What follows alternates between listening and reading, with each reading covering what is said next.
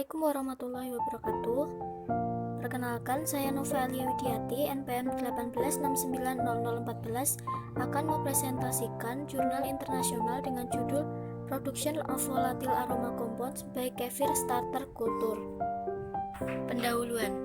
Salah satu parameter dasar yang menjadi ciri kultur starter untuk susu fermentasi adalah kemampuannya untuk menghasilkan senyawa aroma.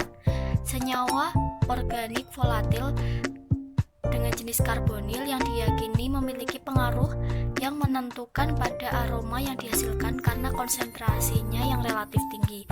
Asetaldehida dianggap sebagai senyawa paling menonjol dalam yogurt dan susu terkait yogurt lainnya yang memberikan aroma khas yogurt. Kultur starter untuk kefir dibentuk yang mencakup bakteri asam laktat dan ragi yang diisolasi dari biji kefir. Rasa dan aroma unik dari kefir tradisional dihasilkan dari aktivitas metabolisme simbiosis sejumlah spesies bakteri dan ragi yang merupakan bagian dari biji kefir starter alami asli. Aroma dan rasa yogurt pada dasarnya disebabkan oleh produksi asam yang tidak mudah menguap dan mudah menguap serta senyawa karbonil. Tujuan utama dari penelitian ini adalah untuk melacak produksi kualitatif dan kuantitatif senyawa karbonil dengan kultur starter kefir selama fermentasi dan setelah 1 minggu penyimpanan.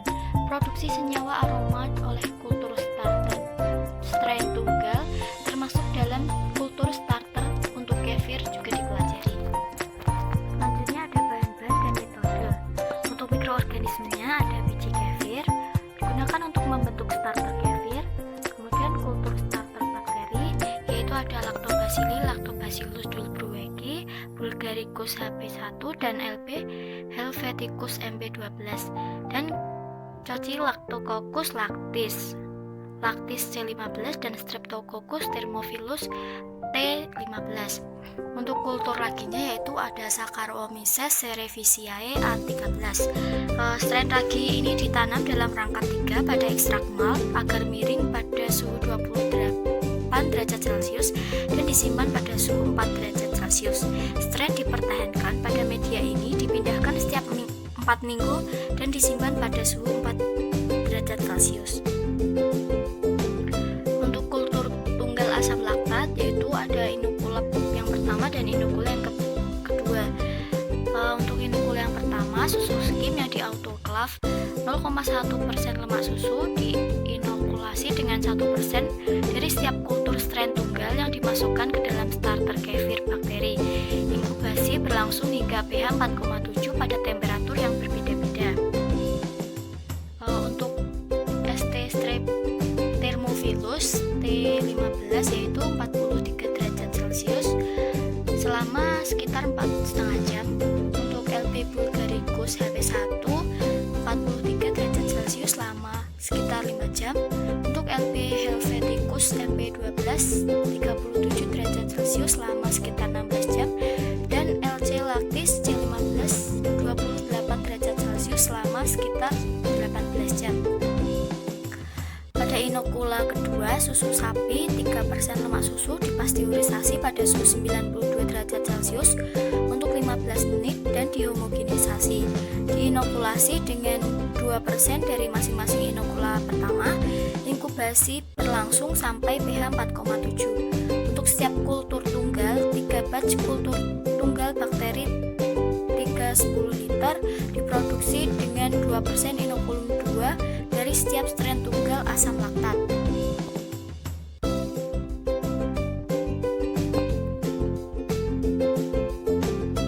Selanjutnya ada PVA. Pada inokulum pertama, kultur strain tunggal dibudidayakan dalam susu skim autoclave 0,1% lemak susu. Kultur ragi dibudidayakan dalam jus apel yang diklarifikasi dan di autoclave ditambah jus anggur 1:1, 10% bahan kering dengan penambahan 1%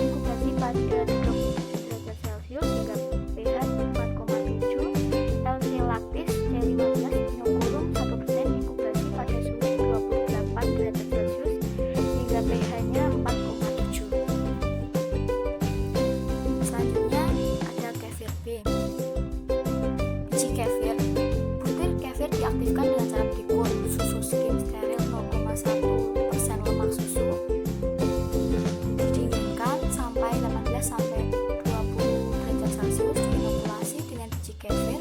Rasio berat biji kefir terhadap susu adalah 1:10 dan diinkubasi pada 22 derajat Celcius selama 24 jam dengan 3-5 pengadukan.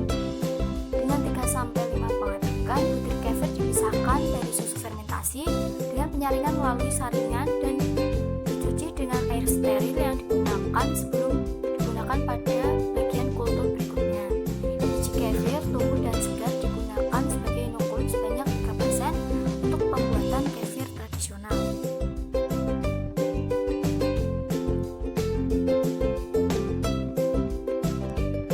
Selanjutnya ada penentuan. Yang pertama, penentuan senyawa rasa yang mudah menguap, dan yang kedua, penentuan asam organik.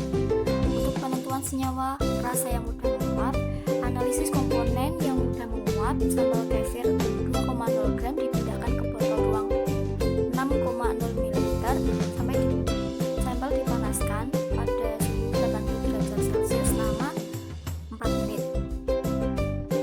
Untuk penentuan asam organik ditentukan dengan mengecerkan 5 gram setiap sampel dengan 1 ml 0,0 ml asam perklorat atau HClO4 untuk memberikan konsentrasi akhir 0,01 masam. Setelah 30 menit didinginkan pada suhu 4 derajat Celcius, sampel disentrifugasi dan difilter melalui kartridge selulosa yang diregenerasi.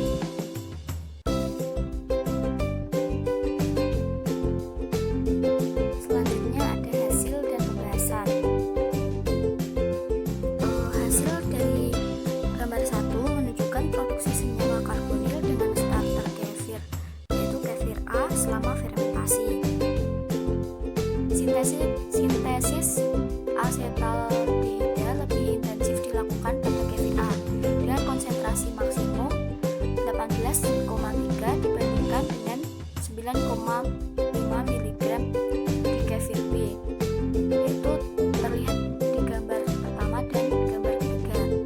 Ada laporan tentang tingkat asetaldehida yang relatif lebih rendah dalam kefir dengan butiran kefir tahap pertama. Pembentukan asetaldehida terjadi pada jam-jam pertama proses fermentasi dalam kefir dengan kultur starter, yaitu pada gambar pertama tersebut. Konsentrasi asetaldehida yaitu 1,8 sampai 16,8 dalam yogurt yang lebih rendah dari hasil kefir. Bakteri asam laktat dari kultur starter pada dasarnya memetabolisme laktosa menjadi laktat. Sintesis yang lebih intensif terjadi pada kefir dengan kultur starter di asetil 0,18 mg terdeteksi pada jam kedua dari onset fermentasi. Selanjutnya yaitu ada gambar kedua menunjukkan produksi senyawa karbonil dengan kultur gabungan tunggal komponen starter kefir selama fermentasi. Produksi diasetil terendah tercatat dalam kultur Lactobacillus bulgaricus H1, yaitu 0,35 mg. Terdapat pada gambar 2A.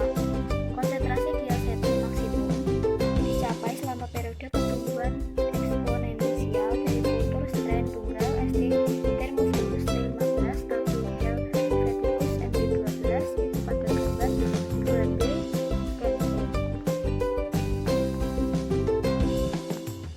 Bahasanya dari semua metabolit sekunder LP bulgaricus, asetaldehida adalah yang paling diminati karena peran utamanya dalam aroma susu di yogurt. LP bulgaricus KP1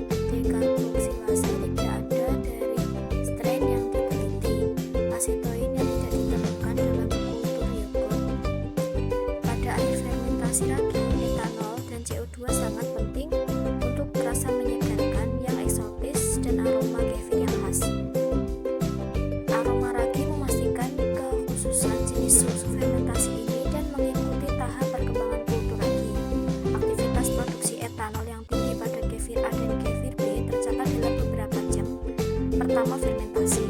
Konsentrasi etanol meningkat secara insentif hingga akhir fermentasi. Pada kefir B, terjadinya aseton dalam konsentrasi yang sepadan dengan beberapa senyawa utama di asetil merupakan indikasi partisipasinya dalam pembentukan sifat rasa dan aroma kefir A dan kefir B. Pembahasannya, produksi alkohol dalam kefir terutama disebabkan oleh ragi. Perlu dicatat bahwa beberapa spesies Lactococcus dan Lactobacillus memiliki aktivitas alkohol dehidrogenase ringan yang mengubah asetaldehida menjadi etanol.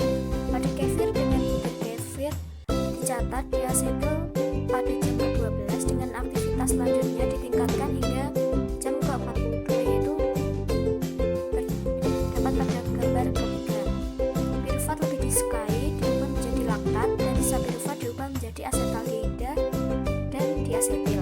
Pirufat terdeteksi setelah jam ke-7 hingga ke-10 dan akumulasinya berlanjut hingga jam ke-16 dalam kefir A dan hingga jam ke-21 dalam kefir B, yaitu bisa dilihat pada gambar keempat.